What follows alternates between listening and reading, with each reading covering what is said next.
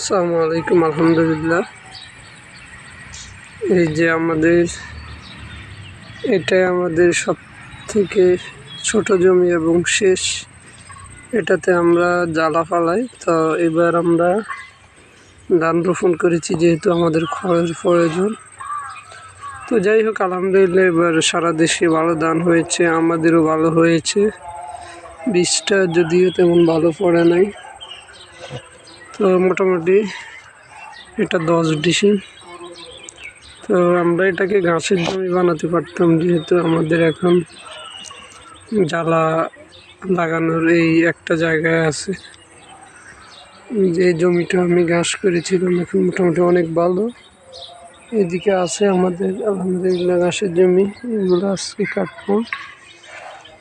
যে আমাদের এটা পোষা কুকুর খামার পাহারা দেয়।